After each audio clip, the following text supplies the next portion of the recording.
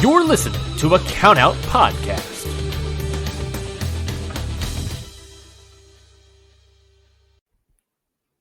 Hello, everyone, and welcome to another episode of the Stardom Road Podcast here on the Count Out Network. I am your host, Scott Edwards. This is episode 10, part 2 of the Arisa Hoshiki series, and nobody better to have with me to continue this journey of not only the Stardom Road, but the storied career of Arisa Hoshiki.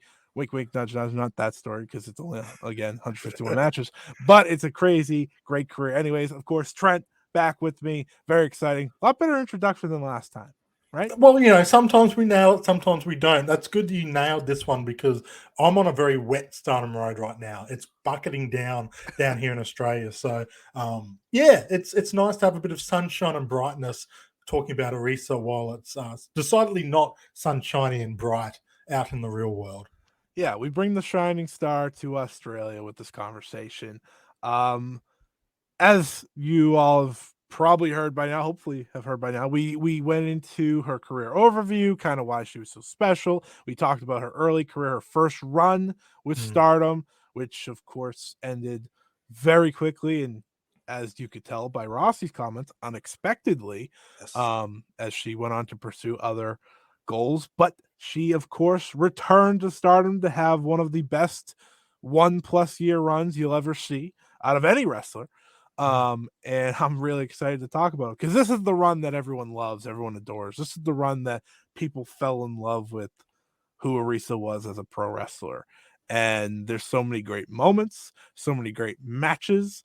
This is the matches will be heavily discussed on our third part episode.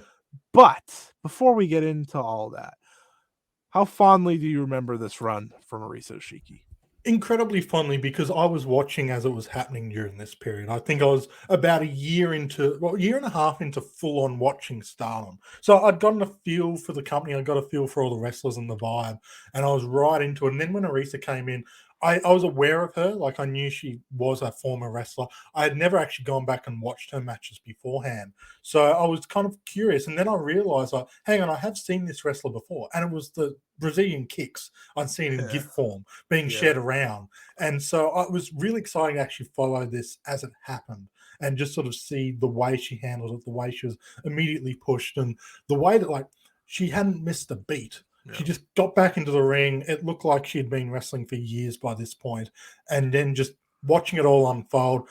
Unfortunately, it meant I saw her retire and have to pull away. And she didn't get the goodbye that she deserved. It was kind of she had to retire and that was it. We didn't get her saying goodbye to the fans. There was no final match, really. It was just an innocuous 6-person tag match, I believe. But the fond memories far outweigh the sadness of her departure. Yes, that they do.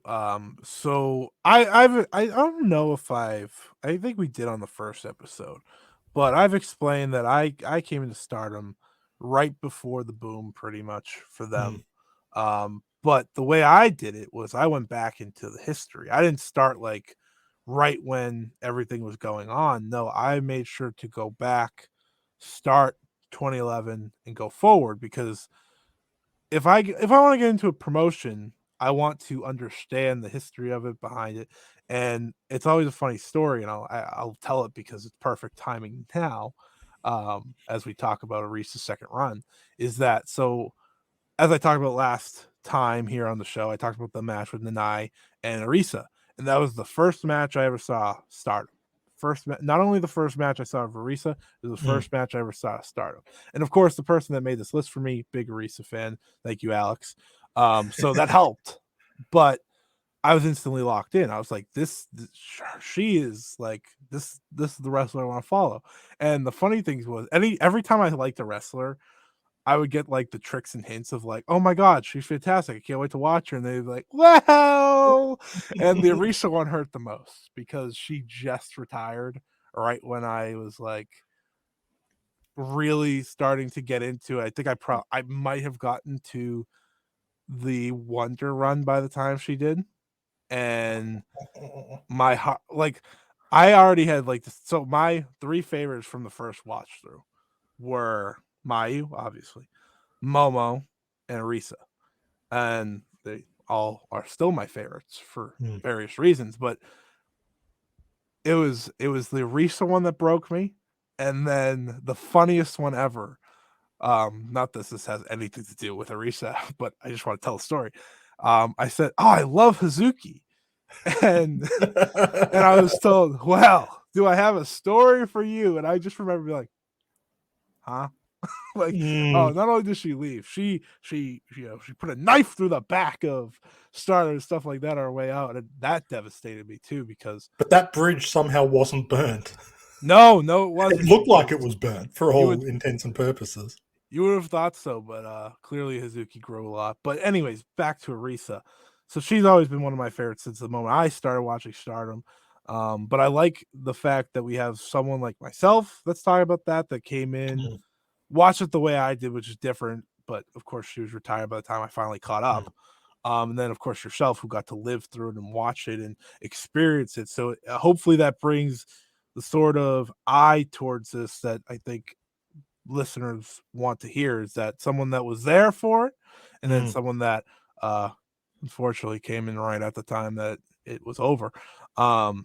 But yeah, this is one of those careers I'm really thankful to have at least a second run to have watched as it happened. And a little chance to brag. I was fortunate enough to actually see her wrestle live.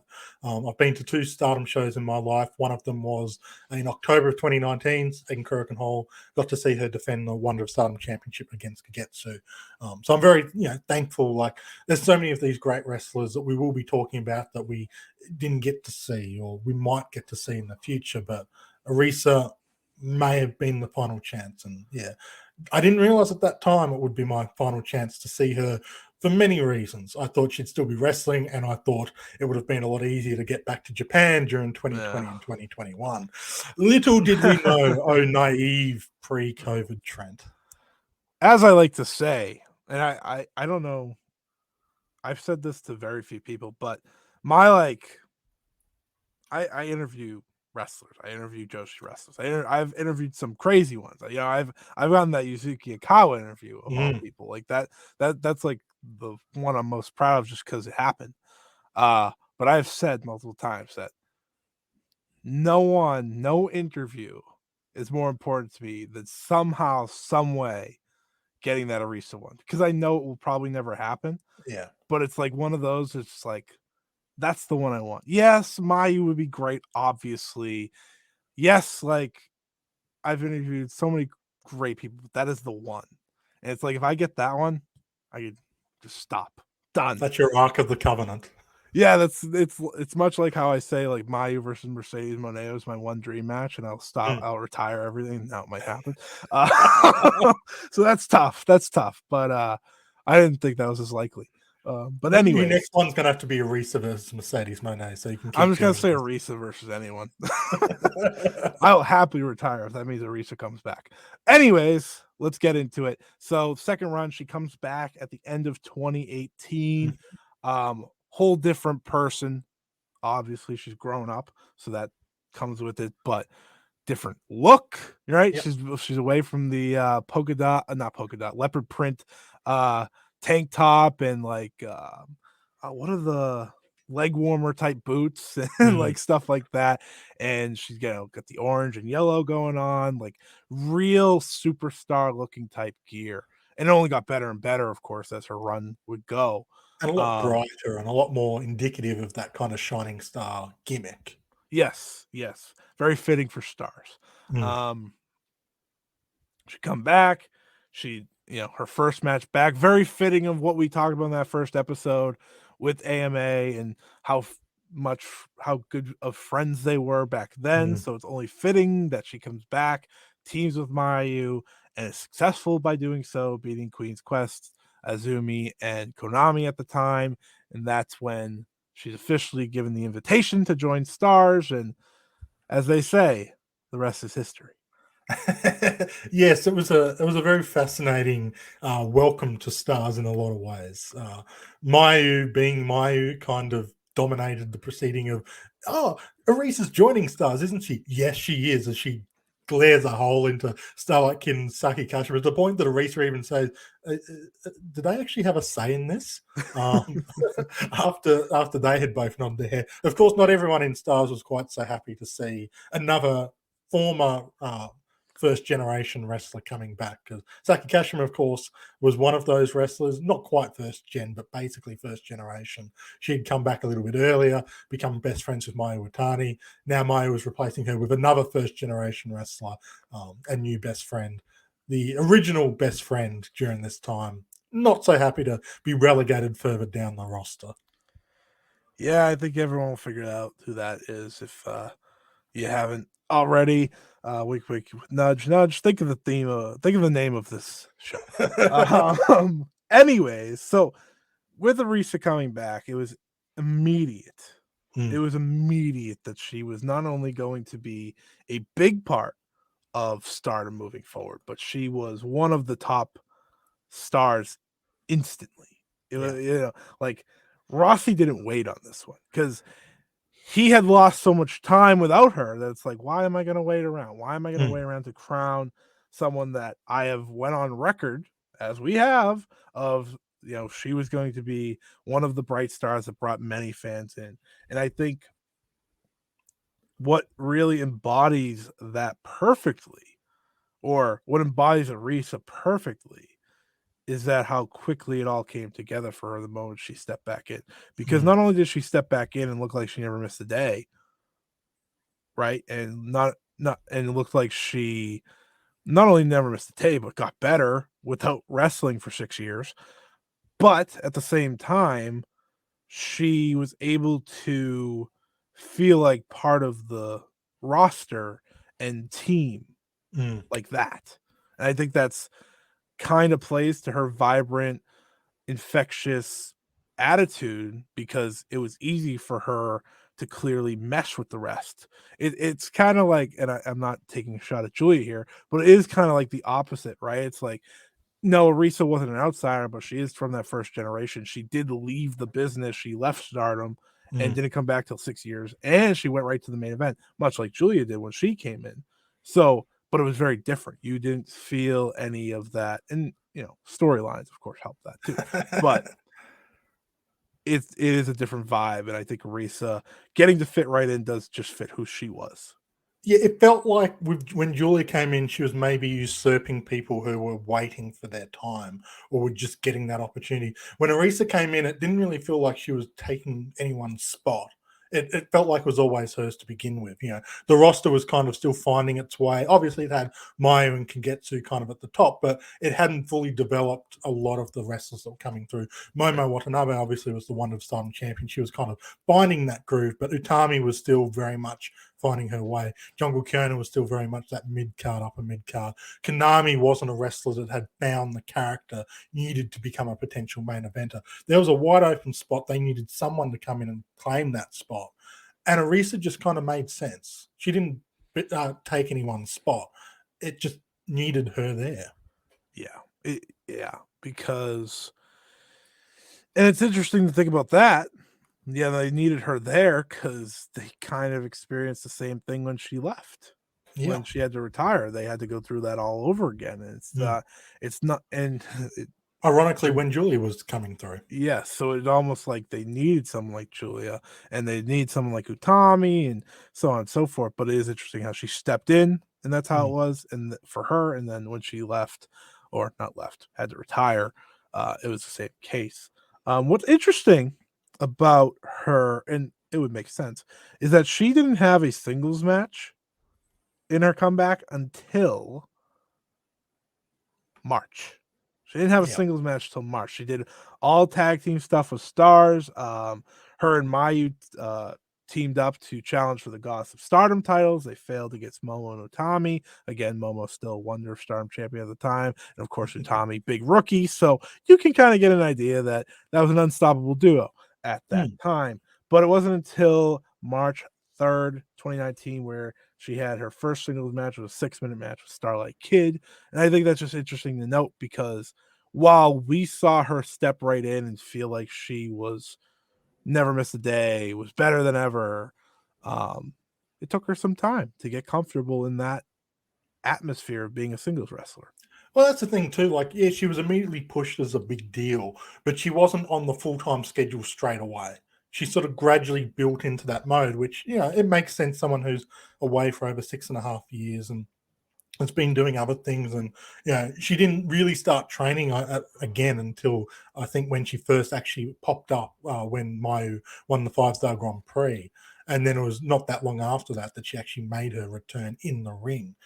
So it was one of those sort of gradual processes to make sure she was ready for the spot. But like from that first match, you could tell, there's no real concerns with, is this the Arisa that we were hoping to get? It was, and then some. I'd say so.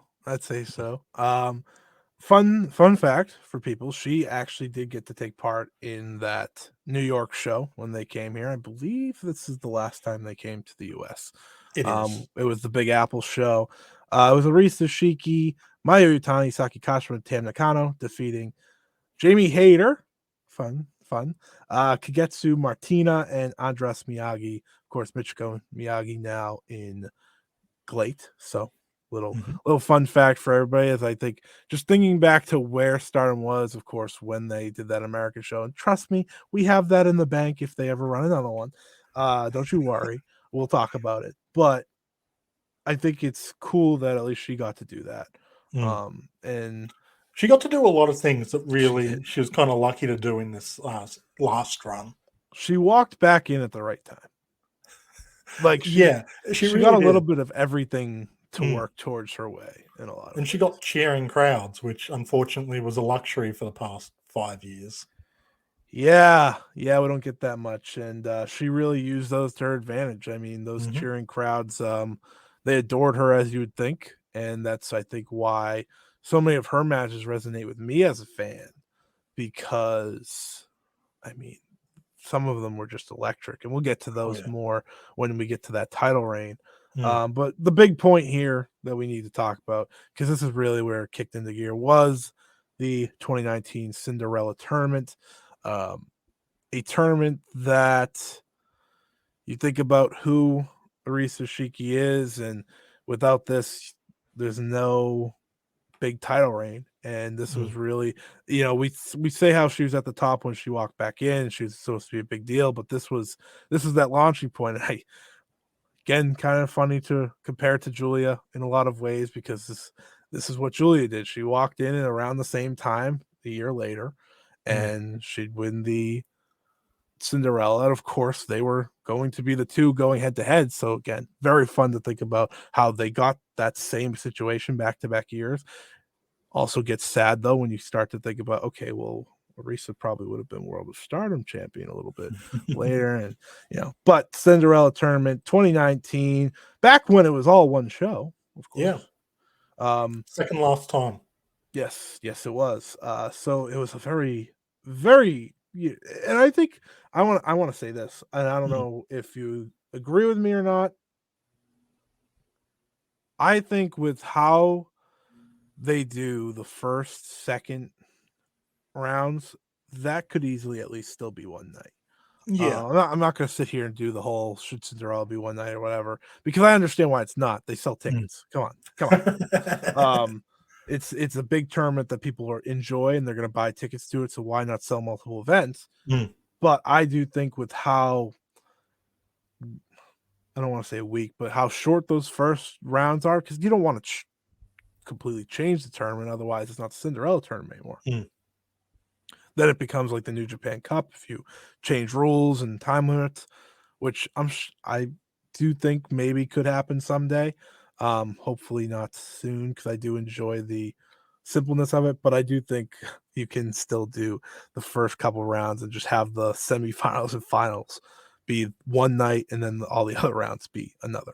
It's tough because like last year they ran like 32 people in the tournament, and that's a lot of people to have to get through both in just one round. I think as long as they're running a tournament that big, they do kind of need to keep the opening rounds separated a bit more. Otherwise, it's just they're running through it just too quickly, even for their own good. But it is fascinating to compare these one night Cinderella tournaments, which we will do soon. Don't you worry about that. Compared to these sort of more drawn out ones, like as much as I do ultimately prefer them being more drawn out because you get more memorable matches, there is kind of a fun atmosphere that surrounded the Cinderella tournament when it was a one-night thing. Because Would you have just loved to knew, see like, that live. yeah, well, and unfortunately, we never got to see them broadcast live. That's kind of in this day and age, it would be a pay-per-view. You would be able to see everything happen. But, like, just you would tune into, like, Stardom World and just constantly refreshing to see who was winning, who was advancing. And even though, like, from memory, this Arisa victory was the obvious one. There was no real surprise that Arisa won this tournament. It felt like it was hers to catapult into the expected position. It's still kind of fun seeing the direction they go and who is the shock elimination, who gets the run further than you'd expect. There was an excitement surrounding the Cinderella tournament that we don't get now. I think it's interesting to think about the Cinderella tournament now, because back then it was like, okay, we obviously know who's winning, and it was like that for a couple of years there. I'd even say up until Saya won, because I think a lot of people assumed Saya was going to win that by then, Yeah. after the Tommy challenge and everything. But it has changed, because now we kind of enter the tournaments, and yes, I'm going just off of last year, with Mariah winning, which anyone that says they predicted Mariah winning is a liar. They did not. I had her in the final. I will I'll give you. I will give you credit for that. You had the belief that she would at least get that far. You know, she did have the world title match too, so kind of playing off that Saya thing. I had Himika beating her, which was wrong. Yeah, I had Starlight Kid winning. She was eliminated in the first round. So again, whatever. This is a historic episode, of course, so we won't talk too much about just recency stuff. But it is interesting how they've created that uncertainty now with it. Now, this year could become predictable if one thing doesn't happen that, you know, you and me will talk about on other episodes of non-Stardom Road. But it is interesting how it's changed. Anyways, let's get to Arisa's run here in the Cinderella tournament. So in the first round, she defeated Saki Kashima. And again, let's kind of I'll play like a little devil's advocate here. It is funny that she was the one to have the least amount of matches on the night again, because Kagetsu and Tam Nakano would go to a time limit draw in the first round, which would allow Arisa to move to the semifinals automatically, which she would take on Natsuko Tora. I knew I had it on top of my head. Of course, Tora had success 2 years in a row. Good success, not ultimate success, unfortunately for her, but she did have good success 2 years in a row. And then Konami defeated Starlight Kid in the other semifinal match, just for Arisa to defeat Konami in what I think is a great finals between those two. And it's so interesting. Again, I like to play this game with you of thinking of how many opportunities Konami had that year. Yeah. Right. And it makes you think what changed now she's, half wrestling, but back then, I mean, she went to the finals of the two biggest tournaments. And it's funny because she went to the finals of two biggest tournaments, sort of, and then she changed into Oedo title next year. And I think myself and I think a lot of people agree, she was better off in Oedo Tai. It brought the best out of her character. She was always like a perennial gatekeeper for that top spot. She'd get an occasional championship match, but they never really pulled the trigger on her, which was unfortunate. And, especially towards the end, that it was just such a glut of people in the same position she was that ultimately maybe had more of a future with the company. But yeah, she liked Jungle Kiona, and especially after the championship run, like Momo Watanabe, has just always kind of been in that, you beat me to prove you're ready for the next level. Arisa Hoshiki beat Konami to prove she was ready for next level. Hana Kimura beat Konami to prove she was the next level, just in these two tournaments in 2019. Yeah, so by the time she won this tournament, it was apparent she was going to beat Momo Watanabe. Momo Watanabe, again, someone we will break down in the future. She has lots of career left, so that won't be anytime soon. That's the crazy thing about her. She has so many chapters already, and she's sitting here about to turn 23 this year. It's like, we're not gonna I'm not going to touch that for a while. But Momo coming off the most dominant reign, again, timing, right? Yeah. We're just coming off the time where, her and Saya wrestled for that record. But we're talking about how she had the defense record at this time. She was about to hit a year long as champion. She established herself as one of the top dogs in Stardom after Io Shirai left, something they really needed. Now, we're not going to sit here and act like everyone agreed with the Momo Watanabe top spot. But, I mean, if you want to just look at the reign in terms of match quality, you can find just greatness from top to bottom. And it felt like Arisa was the right choice to be the next one, to be that person to get the accolade of beating a Momo Watanabe and not only skyrocketing her to the top, but kind of in a lot of ways feeling like a top champion at that time because, of course, I won't. I'm not gonna shoot strays here. But with Arisa winning this tournament, she would of course challenge Momo after. And I think this is like one of the more iconic Cinderella moments of just Arisa getting the dress and stuff, because it's like, again, that as we've talked about, that personality really squeaks out because she's like, and she reminds me of kind of like when Mirai got the dress too, because it's like, oh, all right, well, this isn't like necessarily what I'm doing here. I mean, I'm here to, beat people up, but hell yeah, it's like one of those moments. And this is also when the dresses were really cheap. They're not like they are now, where they're like gowns and the Saya Kamitani dress in 2021 kind of proved that Stardom were on Bushiroad money and they're using it. Yeah, but just a special moment for her. And we're going to talk about the title reign and the title win and how that skyrocketed, but this was that rocket.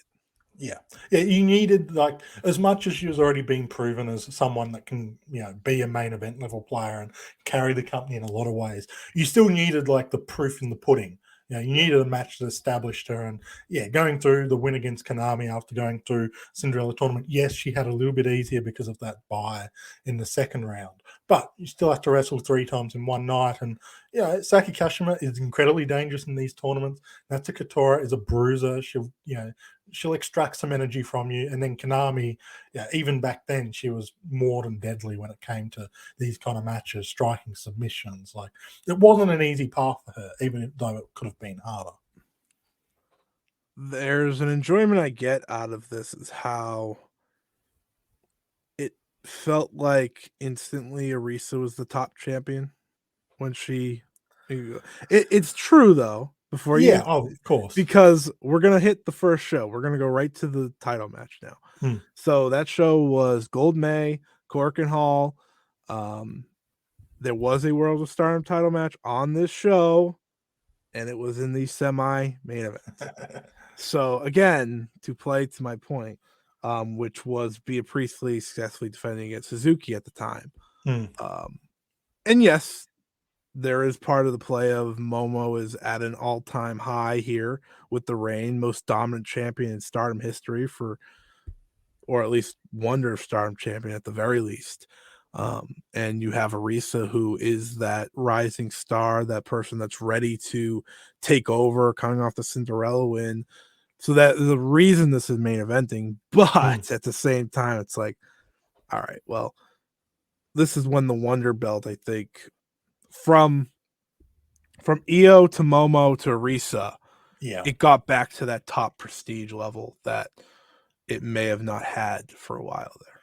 This period is why so many people refer to the 2 top belts as being on the same level. Yes. Because if you were watching during these couple of years, it really did feel like the white belt was as valuable, if not more so. Partly because of the reigns, like Bea Priestley wasn't necessarily as well received as the white belt champion, and Toni Storm was AWOL for a lot of it. Again, not necessarily any of their faults, but when you've got someone like Io Shirai, who was the ace of the company, holding it for so long, then handing it to Momo, who went on to have such a strong reign. Like, it wasn't like Momo was only main eventing when Bea Priestley was champion up against someone like Hazuki. Momo main evented up against Hana Kimura versus Kagetsu. Yeah. Like, a big match which had some story implications, but the level of the white belt was at this point, and Arisa continued that, arguably raising it even more because Mhm. of the kind of worker she was, because of the kind of matches she was putting on. People were tuning in during that time just as much for the white belt as they were the red belt. Yeah, and I love talking about this now just because of the reign we've just gone through, right? With Mm, Saya Kamatani.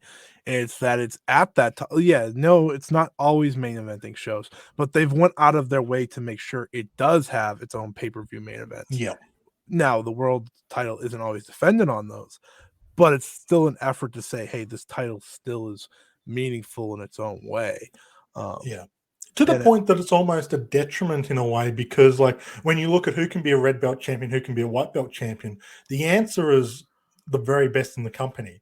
They lack that kind of true mid card belt to sort of have people wrestle for, because the white belt is not a mid card belt; it's a Mm, upper main to main event level belt, because of the prestige that's built around it, and because the two belts tell different stories, which is yeah, great, but it does cause some booking issues. I mean, it's went from EO, Mm, top dog in the company, to Momo, who at that time was the new, like, push young face, to yeah, Arisa, who we're talking about this whole time, to Vacant, then Julia, yeah. who, again, I don't need to tell you much, to Tam, to Most Saya. popular wrestler in the company to Yeah, Saya. so Yeah.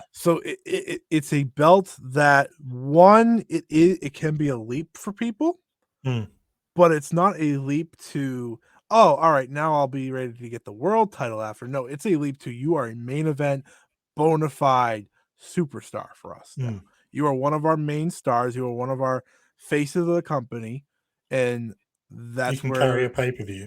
that's where this Arisa win's very important. And we'll get Mm, to this towards the end of the show with the four what if pillars that, of course, you have written about, and we're going to talk about it kind of in full length. And mm. but this win at Gold May solidifies Arisa now, because not only is she Wonder of Stardom champion after two very strong runs with that belt from Io and Momo, but she beat the record breaking Momo. She is everything you need her to be. Like, this is where Rossi always expected her to be. Yeah. She's now at the top of the company, and some would say she didn't miss at the top of the company. Not only Yeah. did she not miss, she, in her first defense, went on to have one of the greatest Stardom matches of all time.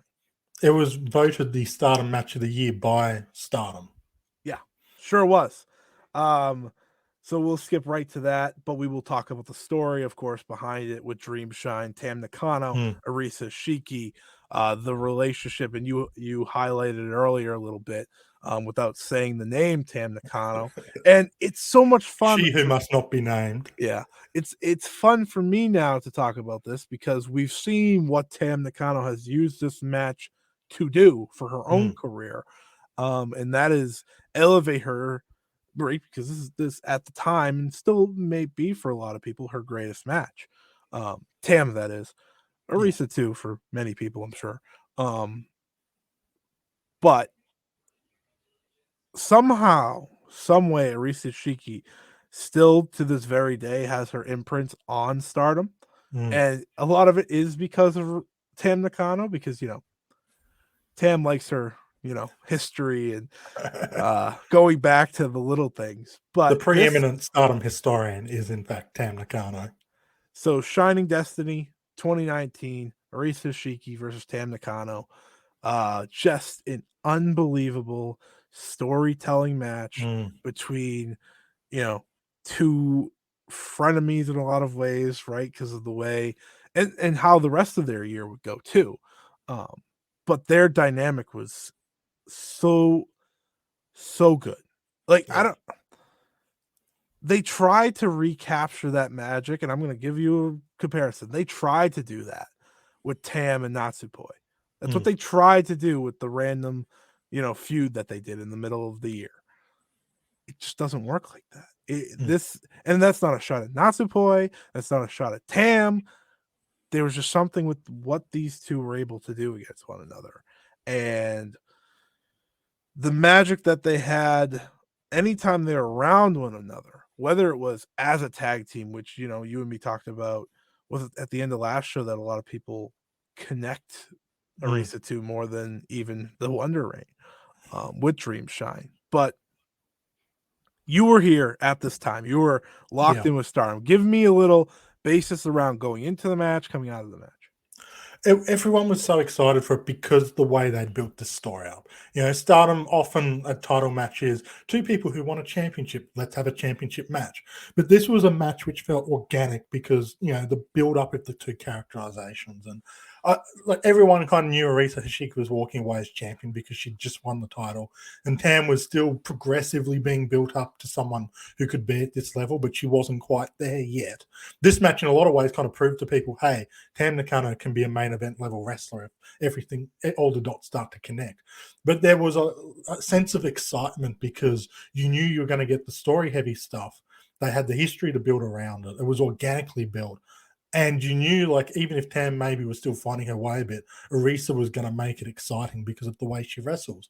Tam just then came out and not only matched Arisa, but kind of drew out a new side of Arisa that we hadn't seen to this point in her return run and even her first run. Now, what were your feelings about this match? Or what are your feelings now about this match, looking back on it? I think that's more important. It hasn't changed. Loved it both at the time and looking back at it, because at the time it was really exciting because it was like it deserved the match of the year as it would go on to get for Stardom. But it was exciting because it unlocked the next level in Arisa Hoshiki and unlocked the next level in Tam. And now, obviously, looking back on it years later, you can see where Tam has grown specifically from this moment. And it's one of those precious Arisa matches. We don't have a lot to really hang on to. They're all really good, but this is a special one because of everything surrounding it. So it's aged incredibly well for slightly different reasons than at the time. But it's one of those matches we will no doubt be covering next time. So if you have not seen this match, it is kind of the peak. It's peak Tam Nakano with peak Arisa Hoshiki, which are very different peaks, but they mesh and meld together so well.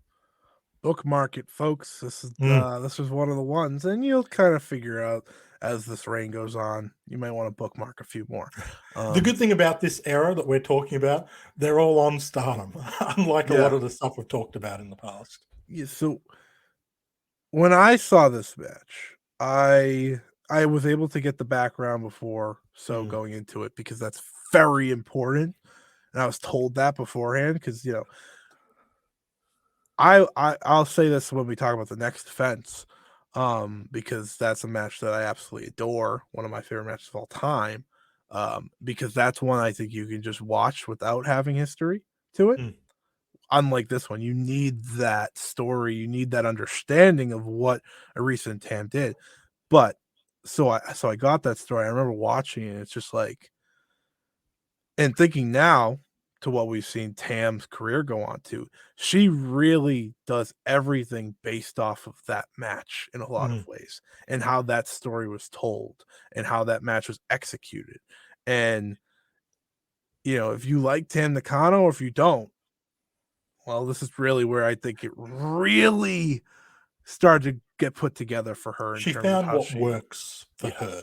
Yeah. Which was, craziness with her storytelling. But it worked. Obviously, it worked. She would go on to be one of the faces of Stardom, but it is a absolutely phenomenal match. We won't talk about too much about the actual match because that's what we do next episode, people. But it's one you'll want to check out before we do so. Yeah. Moving ahead in the title reign, Arisa Hoshiki defeating Hazuki. But there was another championship before that one, against Roxy and Eve. Oh, yes. Thank you. Appreciate it. That's why I have Trent here to save my ass, folks. I mean, if you're going to skip an Arisa defense, it's probably that one. Yes, so at Wrestle Queendom 2 in Pro Wrestling Eve, which is funny because now TJPW does those shows. Yeah. She did defend against Roxy. I was gonna blaze right over that one. as I go through my little stats here, I didn't have Eve matches featured, so I apologize, people. How dare you forget I about know. Britain's premier Joshi company? This is one of the weaker defenses. So well, let's put it this way: on Cage Match, it hasn't got enough votes yet to have a proper rating. Yeah. Which So for a now, championship match around this time is saying something. so now I can go to the match I was wanting Yes. to talk about, which was the one against Hazuki. It was in July, I believe July 24, 2019, Cork and Hall. This is one of the matches I can't wait to talk about. I've written an article about this damn match. This is like, for me, the best of the best from Arisa Hoshiki, just in a pure in-ring wrestling sense. Because at the same time, it's also the best of the best from Hazuki in-ring wrestling sense. Yeah. This is right when she was at her most exciting.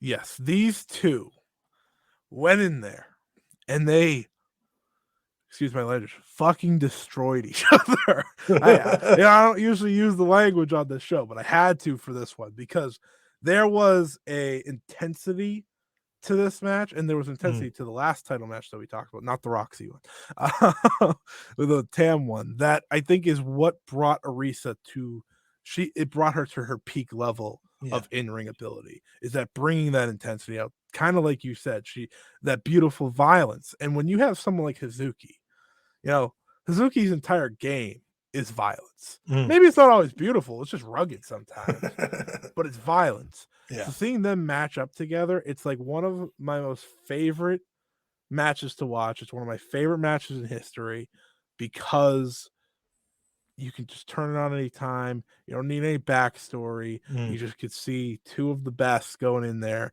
and slugging it out, with Arisa, of course, winning.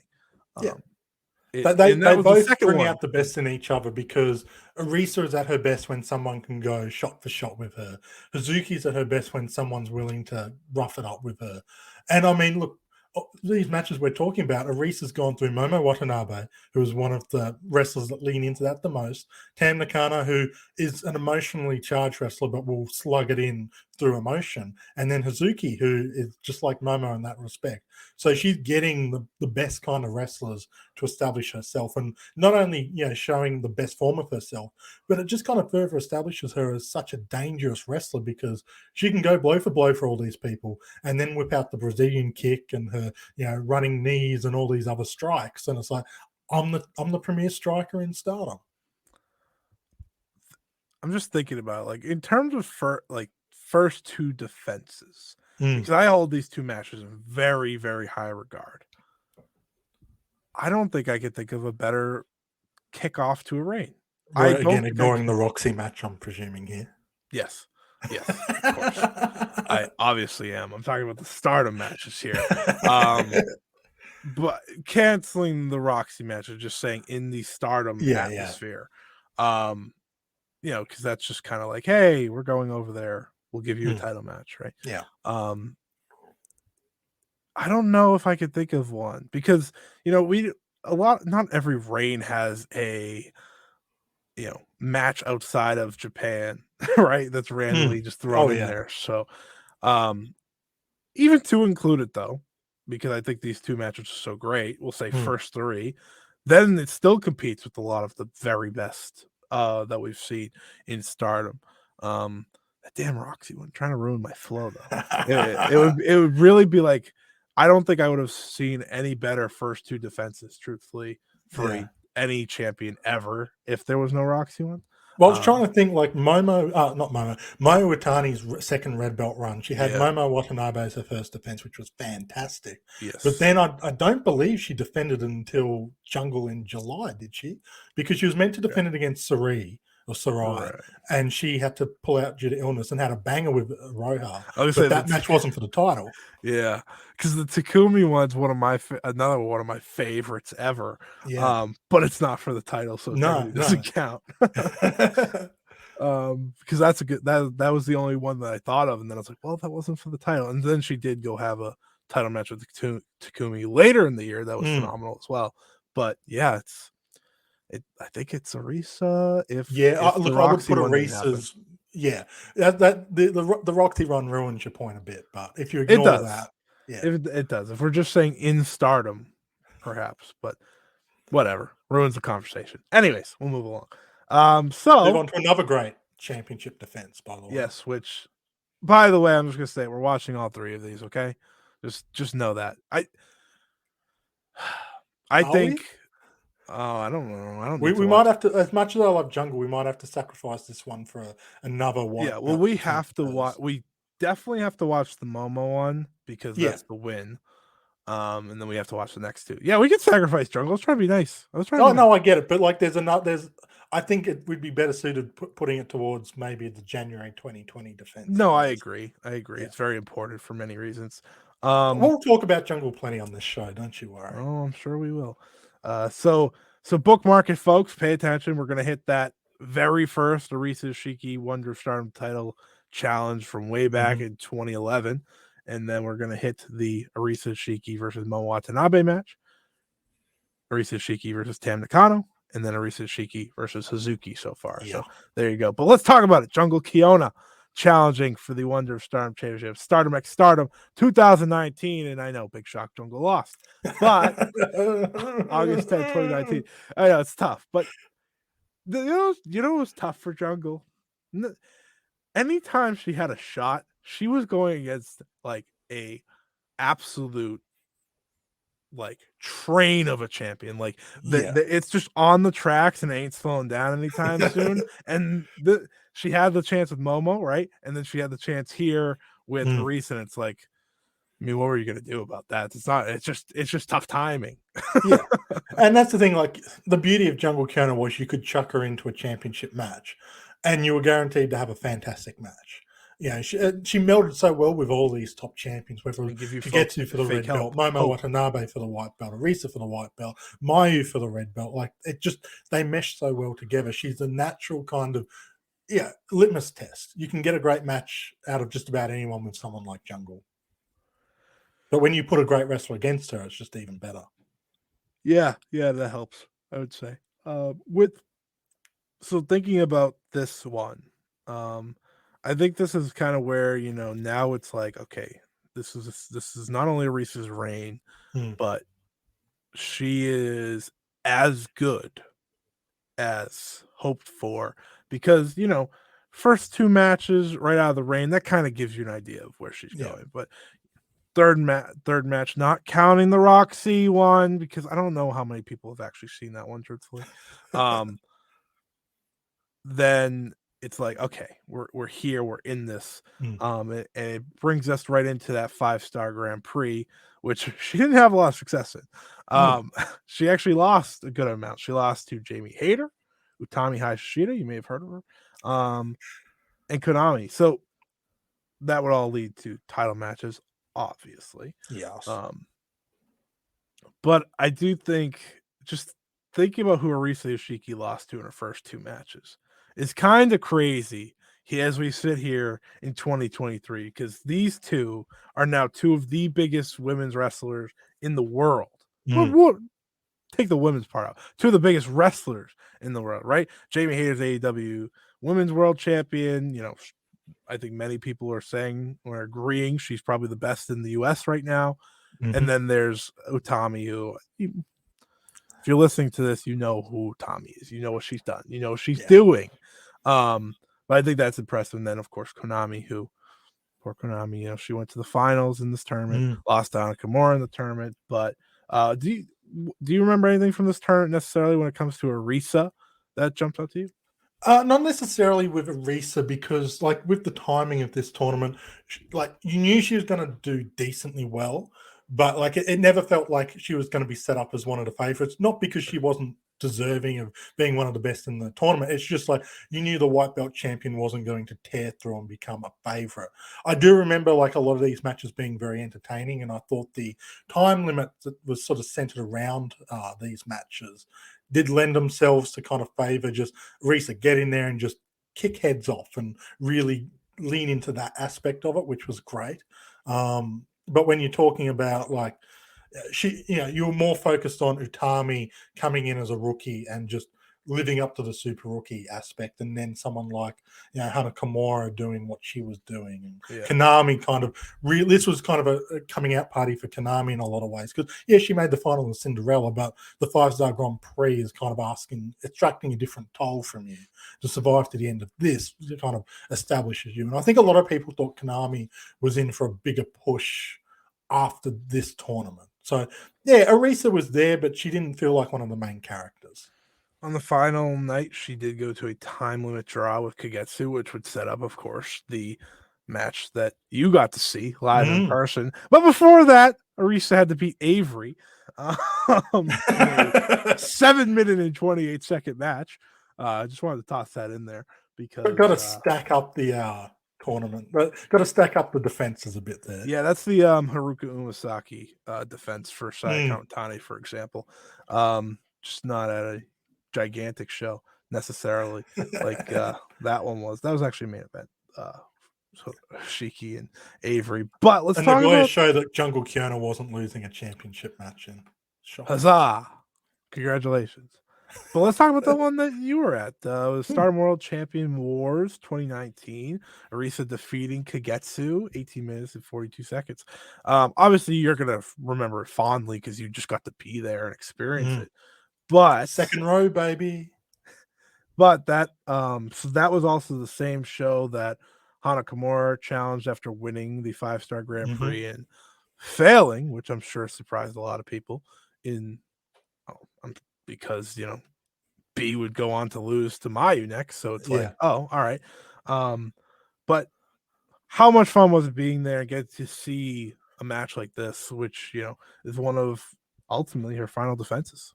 Yeah, look, it was a lot of fun. I will say, admittedly, I left the arena being a touch disappointed, just because, going to the show, I looked at the card and B Priestley versus Hana Kimura. I was like, okay, that'll be interesting. I wasn't. B was doing well, but I wasn't sold on her as a top champion. So that was more of might get to see Hana win. This white belt match was the match I was, most excited for. This was the one I was like, it's going to be great. And, it was this and then King of Pro Wrestling later that night. It was a double header. And of all the matches that was happening, I think it was Sonata versus Okada or Okada. Yeah, it was Sonata versus Okada in the main event of that show. But it was Arisa versus Kagetsu, which I was most excited for. And I was maybe painting it to be bigger than it could have been, admittedly. And then B Priestley and Hana Kimura tore the house down. They had a fantastic match. But it was just so exciting getting to see Arisa work her craft. And her and Kagetsu worked fantastically together. Even if this match didn't necessarily end up being a 5-star classic, it was fun seeing them interact with each other and do their thing. And look, watching Arisa's kicks in person, I don't mean to be that guy, but as great as they are on the screen, the laptop, the TV, or whatever, being there in person, you just can appreciate her technique that much more, because it really is crazy how talented she was at this kind of thing. Yeah, I'd say she's pretty good. I'd say she was pretty good. She ate. But thank you for sharing that. I think that's to me always an interesting one to hear, someone just getting that live experience, which is more unique when we get to talk about.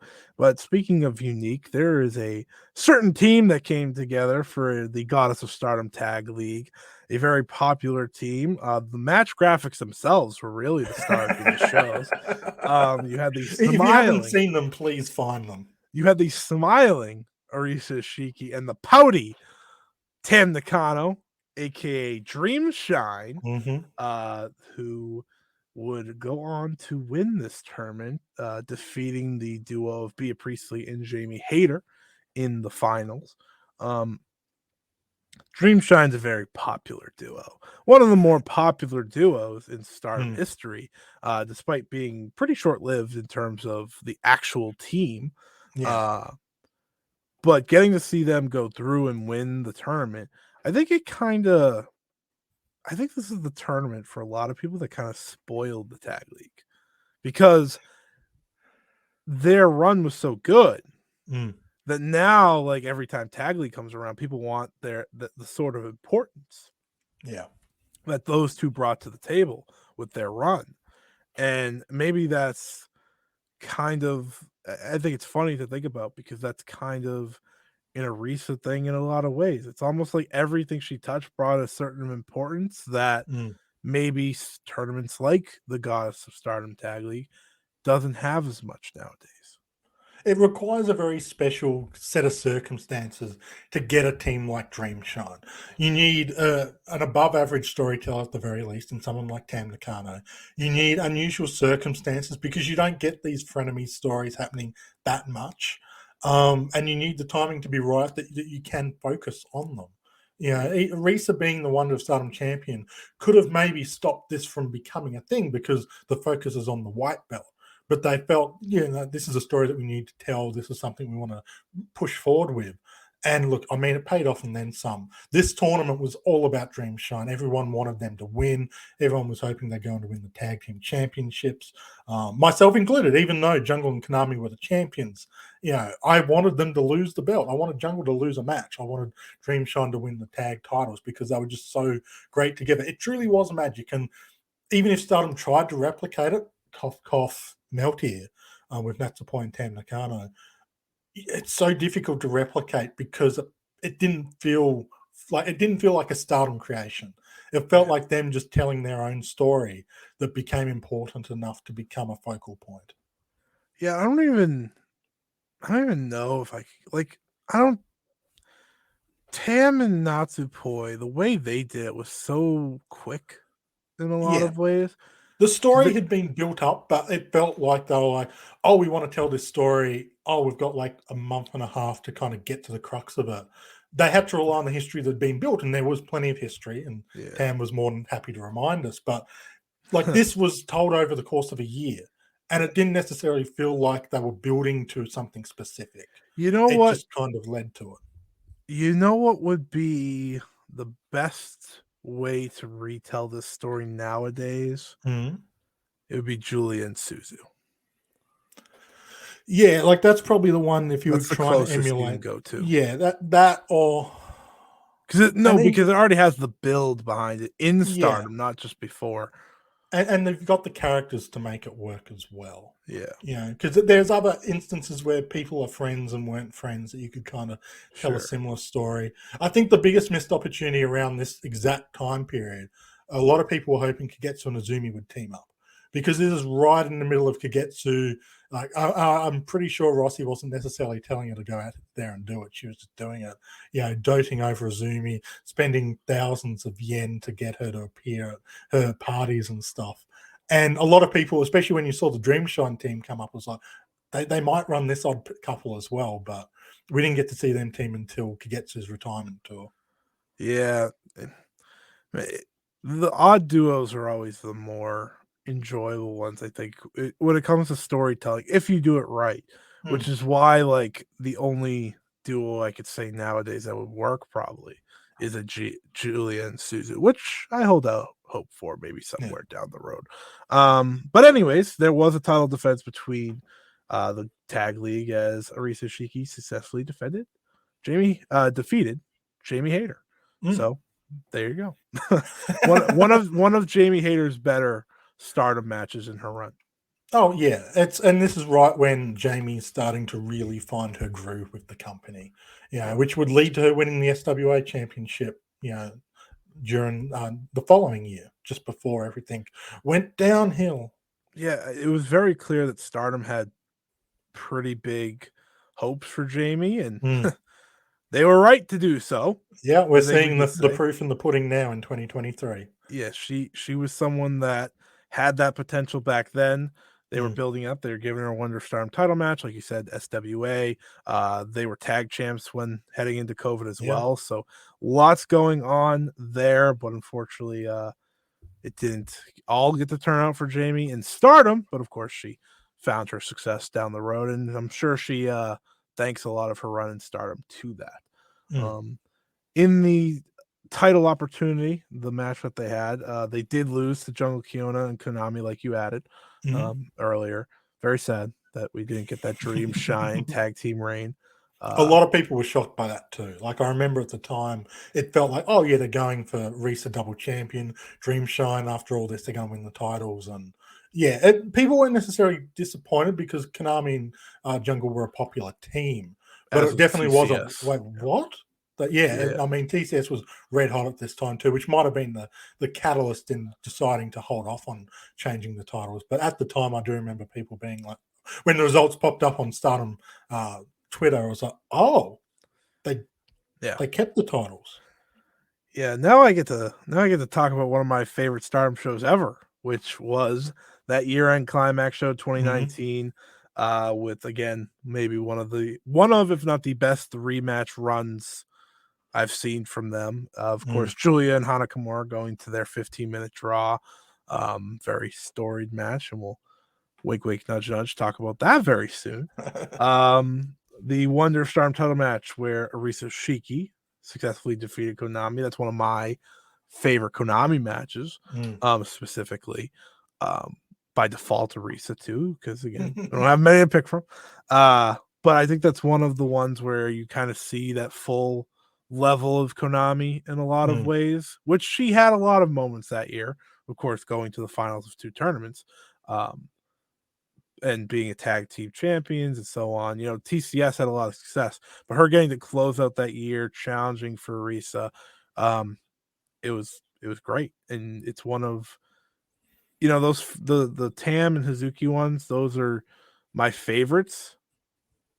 But this is up there for sure. It's such a great reign because there's no bad spots. Yeah. It's just like it was a great way for her to end her.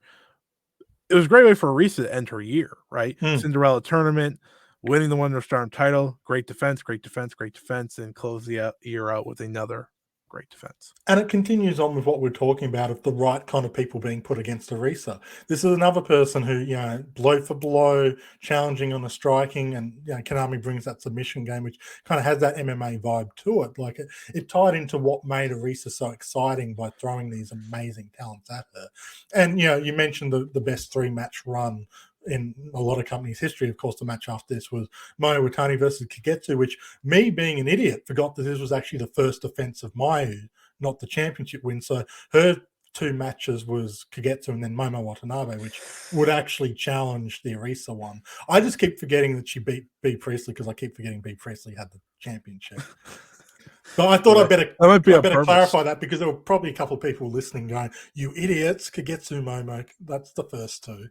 Yeah, they definitely did. Well, I was just like, you know, clueless. But what we're going to do now is we're going to finish out Arisa's run here in Stardom before we highlight a very important match that no one has gotten to see unless you were in the building, which still angers me to this day. But I will act like that's not a big deal. So this is the match that Trent was talking about earlier.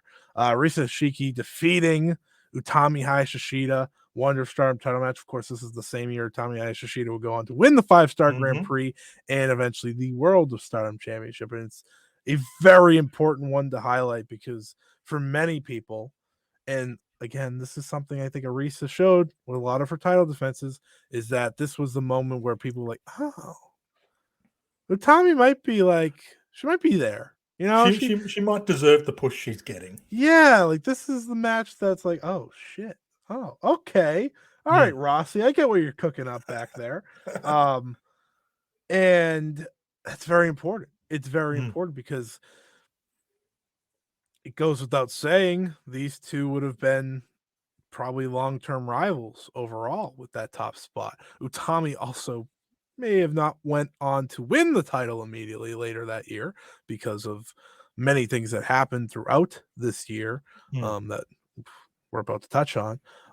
But very important match, of course, for both Arisa and Utami, especially Utami. But one that I'm happy that you agree we should probably go over because of the meaning behind it. Yeah, this is important because like it really kind of announced to people that Utami, it challenged her because she got busted open hard way. It wasn't a planned spot. And it added to the drama of the match, but she stepped up to it.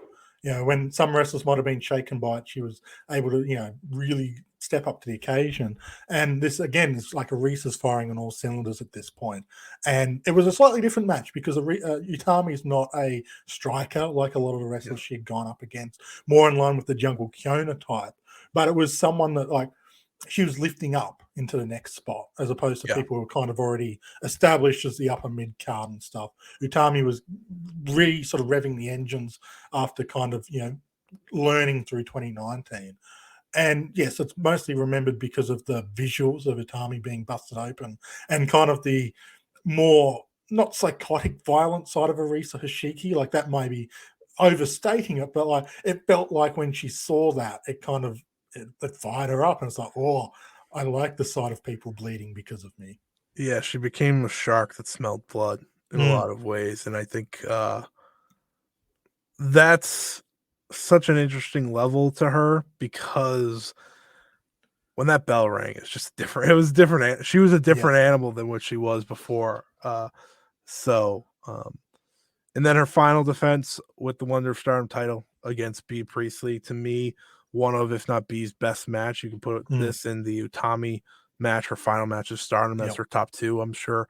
I know Bea has said multiple times in like Q&As that this is her favorite match that she's had. I don't know if that was before or after the Utami one. I'm sure that emotionally is one of her favorites, but this was one of her proudest, one of her favorites. And it really, I think it showed to a lot of people what Bea could have been during that World of Stardom title reign. She just This is why they gave her the chance. Because it was inside of her, and it took a little longer to unlock than probably they were hoping for. But under different circumstances, we could have seen this version of Bea Priestley doing even more work. Yeah, and it's a great defense for a title reign to end on. Obviously, that wasn't the plan. But it was the case. And then on February 16th, 2020, New Year's Stars, Arisa Hoshiki would have her final match. Pretty boring way for her career to end. She was just teaming with stars: Bea Priestley, Natsu Couture, Natsu Sumire, Saki Kashima, and Zoe Sky. They defeated Stars, Arisa Hoshiki, Mayu Iwatani, Starlight Kid, Tam Nakano, and Riho in just a regular old match. And as the story goes, unexpectedly on May 20th, 2020, the retirement was announced due to injury, as Arisa Hoshiki would officially vacate the title. This was just all pretty much delivered in a tweet. We didn't get much more than that. I believe it was her neck. It was neck and head issues. That's all we really got. And then kind of maybe clarified a bit into mental health and physical health, all being recurring reasons. Like, she said herself that she'd been suffering with these injuries for quite a long time. And look, especially during this period, it was unusual to see wrestlers being quite heavily taped up. They didn't necessarily take the 1 or 2 week breaks that we see now on like these, weekend tours where someone might miss a week or two for health. They would just power through it. And we don't know how much of those kind of matches lean towards her having to retire rather than taking time off to heal. But like, if there was mental health issues as well, it might have been for the best, because unfortunately, right around this time, we saw how mental health and wrestling can capitulate into the worst of possible circumstances. Yeah, within days. And that's the sad thing. Like, Arisa didn't get the chance to not take in all the love and respect, but just the announcement for Arisa came, and then days later, it was understandably overshadowed. But it was overshadowed, and we didn't get to see a proper send off for her, which is it's heartbreaking. People were still hoping, like, when Tam was eventually win the belt from Julia, people were hoping Arisa was going to maybe show up or something, because it felt so unfinished. I kind of get sick thinking about May 2020. I mean, obviously there's the parts that we were living in a world where we didn't know what was going on. And Yeah. I mean, I just said her last match came in February 16th, and she didn't announce her official retirement until 3 months May. later. Yeah, because there was the 2 March shows that they had, and like she was scheduled to be on that No People Gate show right up until like an hour or two beforehand. It was announced, I think, that she wasn't going to be able to wrestle, and like I think at the time we'd heard like she'd woken up with like bad headaches or migraines. It didn't sound like it was a she's never coming back situation. Yeah. And then when the Cinderella tournament came around, she wasn't on the card. She wasn't involved at all, and that's kind of there was no communication, but that was when people were starting to think, hang on, this isn't just a headache that kept her away. Yeah, it's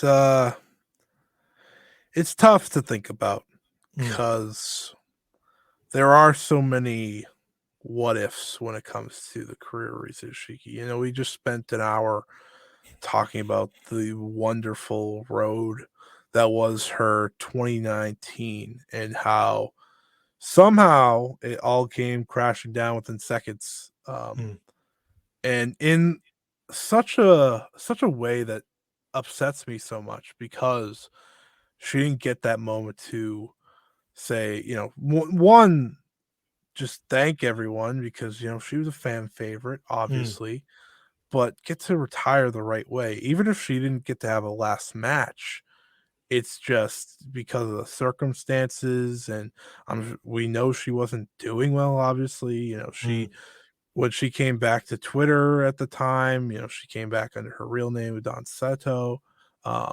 And she was very much like, I'm not Arisa Hoshiki anymore. Yeah. That was a name that she really learned to hate in a lot of ways, which is heartbreaking in itself. And she'd, after some time, get back to appreciating that name and knowing that was her, which again was one of my favorite things really of her career, is just her getting back to that level of, not only do I appreciate this name, I'm happy to go buy it again. You know, there's so much about Arisa that we don't know. We'll never know. Should we know, because it's personal. But we will go to that what if part of this now. So going back to January 4th, 2020, the first ever Stardom match in a New Japan ring, Wrestle Kingdom 14 inside the Tokyo Dome. Day one. Sorry, this was when they did doubles. Yes, this was the double gold dash. Just a gigantic two back-to-back shows. Of course, you had ultimately Naito going on to win his big match, but to kick it all off was Arisa Hoshiki and Mayu Iwatani teaming up against the team of Julia and Hana Kimura. And you know, Julia was getting prepared to beat Arisa Hoshiki, obviously, for the Wonder of Stardom Championship. Hana Kimura, of course, was someone who was getting ready to enter a story. She was already in a long-term story with Julia, but it wasn't hard to figure out where that was all going to go. We saw where it ultimately went for Julia in her Wonder of Stardom title reign. But the what ifs come in here now, because these four were to be presented as the big four, the four pillars. You know, people love to use pillars. But these were the four of the future. It was Mayu, Arisa, Hana, and Julia. And when I say I get sick because of thinking of May, it's just how quickly two of those pillars were no longer in the picture one way or the other. Injury and, of course, the passing of Hana Kimura. And I'm not going to sit here and think, oh, would they be even bigger now had these four been on top? Because I don't know that for sure. But what I do know is that it would have helped, you know, like what they were able to do. And this is something I will forever credit Stardom with, because for a lot of people after May that year, it was really hard for them to get back into Stardom. And it was really hard to, you know, Stardom wasn't Stardom when they came back from everything, because two of your biggest stars were gone and you had to build up big stars. And this is why I applaud Stardom, is that they somehow managed to do it so quickly, right? With pushing Utami to the top and having, and you and me give credit to Mayu all the time, but she was never more important than she was during this time. Yeah. But we must ask, where would have Arisa have gone after, that match, of course, at the Tokyo Dome, and the future? Where would she have been, at All-Star Dream Cinderella? Where would she be now? The potential and the sky was obviously the limit. I think you and me can at least connect the dots of where Hana Kimura was going. I think she was the easier road to pave out. She was going to be facing Julia, probably taking that Wonder of Stardom title away from Julia, whether that was the All-Star Dream Cinderella main event or not. It probably would have been. And then, Tam was trying to chase Arisa at the time, and Julia took that from her. So that would all figured out. But what do you think Arisa would have done after losing the title? Well, I had her down to win the red belt. I think part of the reason why she would have lost the white belt, be it to Julia or be it to Tam Nakano, would have been to set her up to then win the red belt. And in my what if article I wrote for WrestleIn, which feel free to go and look at that if you want. Spoilers for it, I guess. I had her winning the red belt at All-Star Dream Cinderella. That was going to be her crowning moment. She would have lost the white belt, and then she would have built herself back up, and it felt only a matter of time before she became one of those few people who held both the red and the white belt. There was a reason why she was in the Big Four, because she was someone that they knew they could trust at the top, but there were still so many stories to tell. The paramount one being Mayu Iwatani versus Arisa Hoshiki. We only got that back in 2011.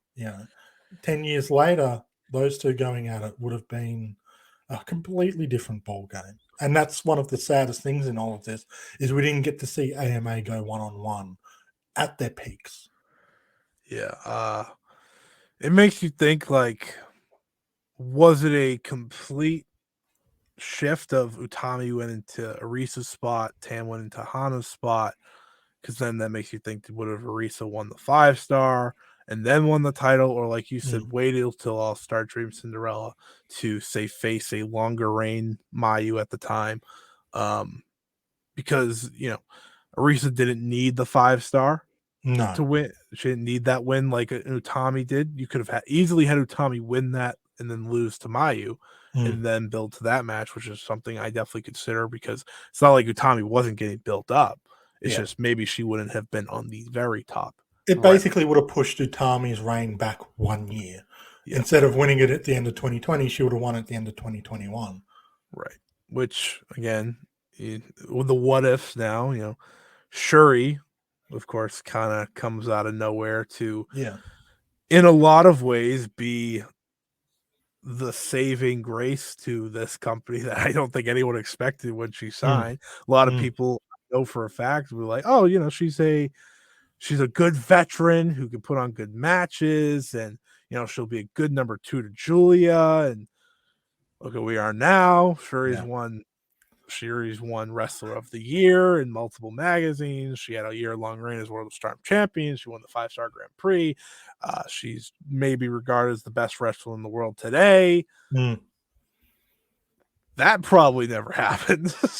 I mean, the whole Utami versus Shuri match that turned so many eyes on the Stardom doesn't probably happen in this alternate scenario, because Shuri's not in that spot, Utami's not in that spot. And that's not to say one of Arisa or Hana couldn't have had that kind of match, but that was a match that came out of nowhere to catch people's eyes. And as much as Stardom would have been in a better spot coming out of the lockdowns in mid 2020, if they had their other two big stars on hand, they did it without, and they did it through different means. It's a fascinating what if because of that. Because it's not like, if Stardom didn't have Arisa or Hana, they failed. This isn't a what if they could have succeeded. This is a how would they have succeeded differently. Yeah, yeah. It just, you know, 2020 is like 20 May 2020 specifically for Stardom. It's like the craziest month I'll ever see a company experience because Mm. COVID. How do you deal with that? Risa, Hana, two of your top stars. And then trying to figure that all out while also having months before being purchased by Bushiroad. That's important. Well, not months Months before, after, yeah. months after. You Mm. know what I meant. Yeah. Um, And also, like, they had to change their strategies because all through COVID, they were using, Zoom and live YouTube chats for these wrestlers to remain relevant and, connecting with the fans. Like every night there was, Jungle doing fitness classes or, drinking parties with Toru Yano and stuff like that. And then yeah, with all of this that happened, they kind of understandably put a stop to it until they could return to in-ring action. But yeah, yeah, everything kind of changed. yeah. But back to Arisa, I know like we kind of strayed off there to the what if because I think it's important with her career more than anyone's. Maybe except for Hana, of course. To think, it also comes to the point where we sit here and we're just happy we got what we did at the same time because she wasn't in wrestling for a long time. That first retirement just took her. It's another big what if, Yeah. harder what if because she was still so early in her career, Mm. but almost easy to figure out just based off of what Rossi was saying at the time, and then of course this one, but. The third episode of this, while we talk about her best matches, we will also talk about her impact on Stardom overall. Yeah. So for matches, a good reminder: the matches that we will be checking out, and we hope you do too, will be Yuzuki Akawa versus Arisa Hoshiki from February, not February, Jesus, December 2011. The wonder match they The had. Wonder of Stardom title match. Mm. And then Arisa's match with Mo Watanabe to win the title for the Wonder of Stardom Championship. The match with Tam Nakano, the match with Suzuki, and the match with Utami Hayashishida. Those will be the main four we highlight. That's your homework, guys and girls. Yes. We're gonna try to keep it to 4 most of the time because one, watching matches does take up time. Yeah. And we can talk. Yeah, we can talk, and we don't want to go. We managed to make the second episode go over an hour after the first one went over an hour, which is why we put this in 3 parts. Yeah. Imagine if this was just one long shot. But as someone who appreciates what Arisa was able to do in the ring, going through this run once more, it's fun because you think of all the tough ways it ended and stuff, but ultimately what the nickname of the shining star, it couldn't have been more true when she was out there. Like no one shined brighter in her matches or on the shows. Like she was everything and more as a champion, as a competitor, as a pro wrestler. And I'm excited to watch those matches next. Yeah, and that's the thing. Like, as much as this sort of past half an hour has been tough to talk about because it is about very sad and unfortunate circumstances, it's nice to go back and just watch why we connected so much with her. Why this is so sad is because she was so much fun and so great to watch.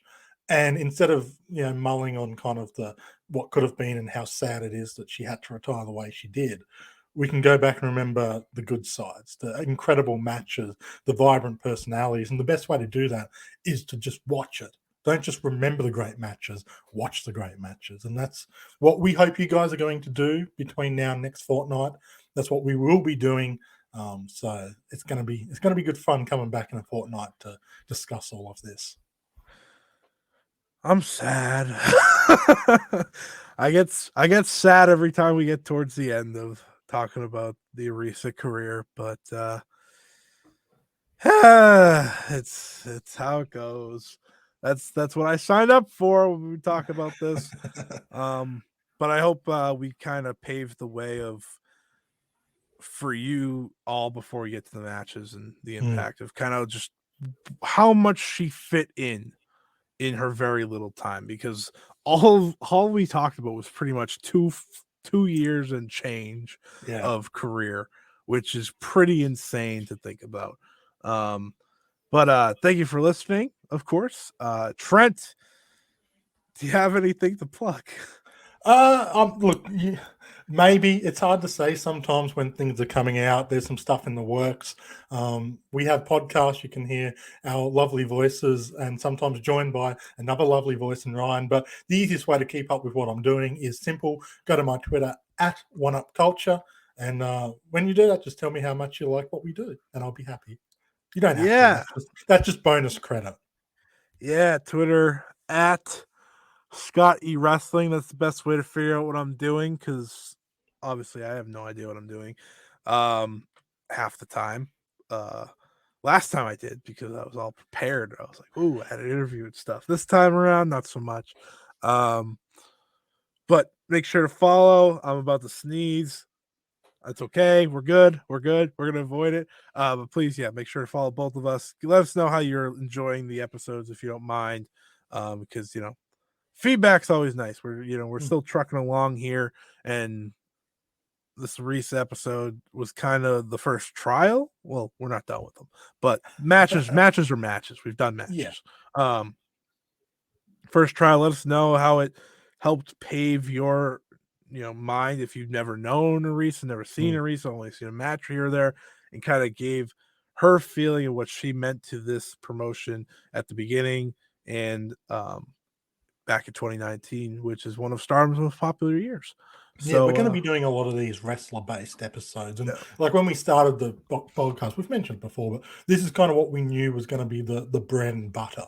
So, like, if there are things you like from this kind of show, or things that you think could be different, because these are going to be so important for us, feel free to let us know. And on the other topics too, of course, but particularly with these ones. Yeah, it'll be very different when we do other episodes, because almost all of them will have many more matches. It's going to be more spread out in the stories rather than going, through just a full year of wrestling. Yeah, we have to be very exact with Arisa, because there wasn't too much, but there was a lot at the same time. But thank you so much for listening. Make sure to check back next time as we break down the best of the best from Arisa Hoshiki's career. So until then, I'm Scott. He's Trent. This was the Stardom Road. We'll see you then. This has been a Count Out Podcast. Hey guys, gals, and non-binary pals. It's Amanda Bones. And I'm Ashley.